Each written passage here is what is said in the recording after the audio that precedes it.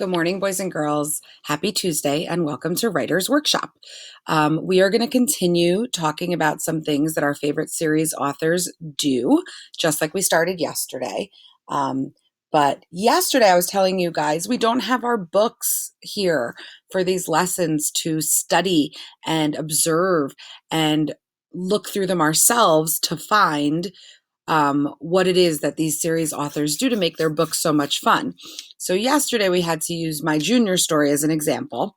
But what Miss McGuire did was I found on the computer some examples of some of the series books that we have in our classroom. So we're going to try and use that today. Okay. So the next thing that we are going to look at that series authors do in their books to make them more exciting is that they add pop-out words. So take a look here, right? Pop-out words in stories, I know you guys know what these are, right? They're when the authors make the words big, they make them bold. Sometimes they add extra letters to make the words really, really, really long. Sometimes they underline it, right? Authors add pop-out words to their stories to make them exciting for the readers to read. So we're going to take a look today at The Cool Bean, the book The Cool Bean. Do you guys remember in school we read The Cool Bean, The Bad Seed, right? That's a series book. And in that series book, the author uses lots of pop-out words to make it more fun and exciting for us to read. So let's take a look together, okay? Okay, so here is an introduction, right? And it says, The Cool Bean. It's been good, it's been bad, but it's never been this cool. Funny, right? So just here in the introduction here, I see bold print. I see capital letters in the words good, bad, and cool. I also see good and bad are underlined. All three words of bean are in bold print. Those are the words that the author wants you to pay attention to. It's been good. It's been bad. But it's never been this cool, right? It even makes us change our voice when we read it, when we see these pop-out words, and they make us change our voice and they make us understand what the author was trying to relate in his writing. So let's start looking through the book and see what we find. So here's an example of a page from this book. Let's just read it together. Me, well, I mostly stayed the same. Sure, I made some small changes. I wore sunglasses. Too big. I slicked my hair back. Too slick. I strutted around. Ow. Oof. Do you guys think my voice sounded the way that the author wanted my voice to sound when reading this? I don't know. I'm noticing that some words he made pop out.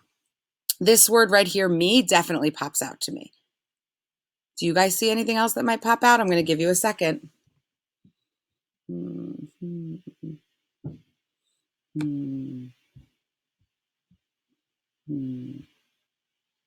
I know you guys are seeing some. I know, right? I see all of these words that are in a different color.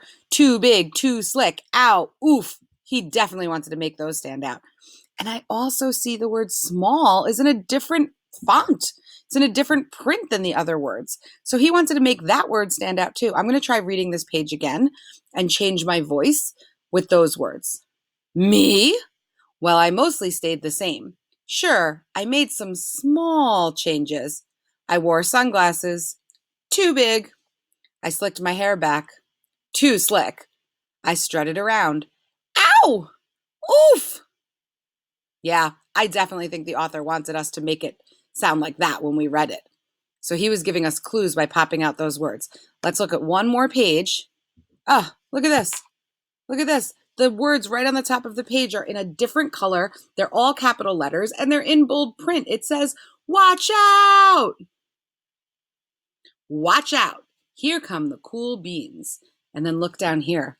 He added extra letters. That's another thing I said that authors might do, right? The cool beans. All right, boys and girls. Now, I was looking back at my stories about Junior. I didn't even realize that I had already done some of this in one of my stories about Junior. I think that my brain had studied so many of these series authors before that I kind of naturally did this in my writing, and I was so excited when I went back to look. So I'm going to show you guys, And then we're going to talk about how you are going to add pop out words in your writing, either to a story you've already written, you can go back, or you can start a new story about your character and write a new series book and think about how you can add pop out words in your book. All right, so let's review. This is my story about Junior when his friend calls about the new pizza place. So these are the first 2 pages. One afternoon, I'm going to move this so we can see everything. Uh-oh, it doesn't want to move. Never mind. Let's see if we can make it a little smaller so we can see. There we go. One afternoon, Junior got a phone call. It was his friend Jose. Have you tried the new pizza restaurant down the street? He asked. Junior dropped the phone and raced out the door as fast as he could. Now watch this, guys. He ran down the stairs, out the door, past the laundromat and the barbershop, around the lady with the big dog, and finally got to the pizza shop. Do you guys see this? I did finally in all capital letters and in bold print. And look over here.